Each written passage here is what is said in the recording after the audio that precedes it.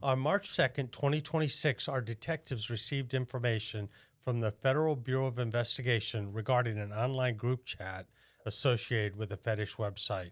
Now, this was not an ordinary website. This channel was being used by multiple individuals to discuss and share media depicting drug-facilitated sexual encounters with women. The victims in these images and videos appeared to be sedated or, in most cases, completely unconscious, while serious criminal offenses were committed against them. Members of this group would then share the photos and the videos and detailed chat logs documenting exactly what they'd done. Now, working very closely with the FBI, our detectives identified one of the users of this channel as Christopher John Sheldon Jr. of 𝙎𝙝𝙬𝙧𝙞𝙀. The evidence showed Sheldon allegedly sending images and videos involving as many as 4 separate victims. In every case, the women appeared to be totally unconscious. Through careful investigative work, very early on, one victim was positively identified. Because this victim actually lived outside the state, our detectives coordinated with the FBI Tampa field office to conduct a joint interview. During that interview, the victim identified herself in multiple photos and videos. She confirmed that the images were taken at Sheldon's residence on Hummingbird Road in 𝙎𝙝𝙬𝙧𝙞𝙀. She stated that she never gave consent for any recordings and, in fact, had no memory of these specific encounters taking place. She indicated she wished to pursue all applicable charges against Sheldon. Now, based on this evidence, our detectives established probable cause to obtain a search warrant and an arrest warrant for sexual battery and unlawful use of a two-way communication device to facilitate a felony.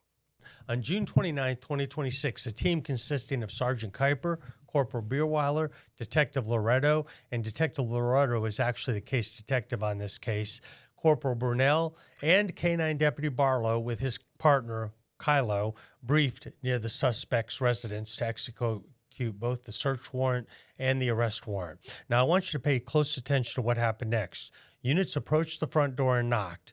When Sheldon opened the door and saw law enforcement, he immediately yelled an expletive and attempted to slam the door shut.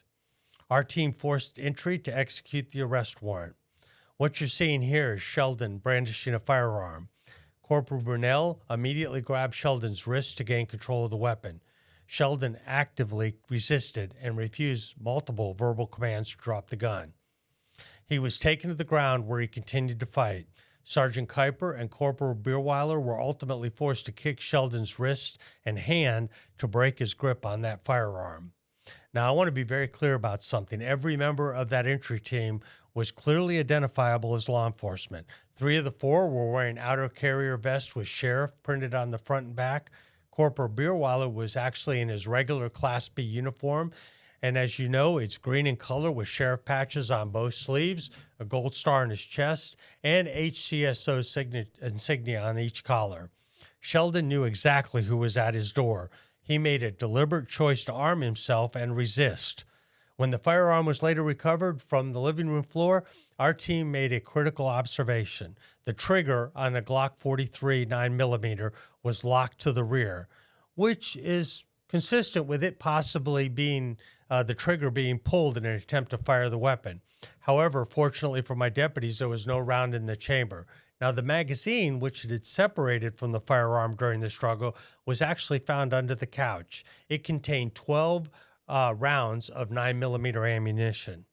Now, let me say that again so it's perfectly clear. The evidence indicates that Sheldon very may well have attempted to fire his weapon at my deputies. The only reason he was unsuccessful is that there was no round chambered. Every one of those deputies could have easily been killed. Now, following the arrest, detectives executed the search warrant on the residence. It's important to point out that Sheldon is the owner of that house and he is the sole adult occupant. And during that search, detectives located a white powdery substance on a mirror on the desk inside the office. That substance, it weighed about a little less than 6 grams with packaging, and it field tested positive for cocaine. A small baggie containing a green leafy substance, and it weighed about 28 grams with packaging, was also found on the desk, and it field tested positive for marijuana. Additionally, a search of a cigarette box found on Sheldon's person at the time of his arrest revealed another small baggie containing a white powdery substance weighing a little less than 8 grams with packaging. That substance, as you might have guessed, field tested positive for cocaine. During the search warrant, numerous electronic devices were also seized from that residence, and those devices are currently undergoing digital forensic analysis in an effort to locate additional evidence related to those sexual battery charges. And I'm happy to report our forensic review has already produced significant results. In addition to locating a file depicting sexual activity involving animals, and of course that led to an additional charge on July 23rd, Detective Weston uncovered 2 videos on one of those seized devices showing Sheldon engaged in sexual activity with a female who appeared to be unconscious and incapacitated. However, the digital evidence didn't stop at the videos. Detective Weston also located a screenshot of an Uber route that had been captured approximately 1 hour prior to those videos being recorded. Using that digital footprint, our detectives were able to positively identify the female victim and subsequently conduct an interview with her. And during that interview, the victim was shown the 2 videos, and she unfortunately confirmed that it was in fact her in the footage.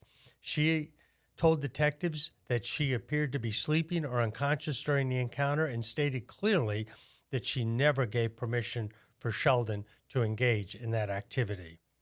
Now, this is exactly why digital forensics is so vital. Without the meticulous work of tracing that Uber route, this victim may have never known she was actually a victim, and we might never have been able to bring these additional charges.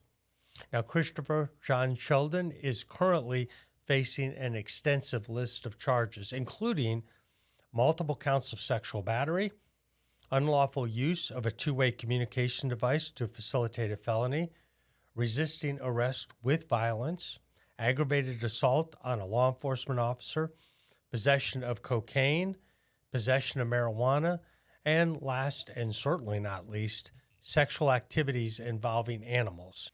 Now, he remains in custody at the Hernando County Detention Center, but this investigation, it is far from over.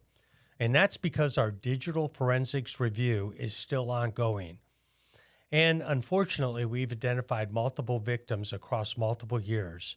And we believe there may be other women who have had encounters with Sheldon that may not fully recall those encounters. If you are a female who has had contact with Christopher Sheldon, I strongly encourage you to reach out to the Hernando County Sheriff's Office. And you can request to speak directly with Detective Christopher Loretto, or if he's not available, ask to speak to any of our major case detectives. And you can get in touch with them by calling 352-754-6830. Again, that's 352-754-6830, and ask for Detective Loretto or any major case detective. I can promise you your information will be handled with the professional care and the confidentiality you deserve. Our priority, especially in this case, but always, is seeking justice for every single victim and ensuring the safety of this community by holding predators accountable. Now, we will continue to follow the evidence wherever it leads. And as always, thank you for your support of the Hernando County Sheriff's Office. We never, ever take it for granted.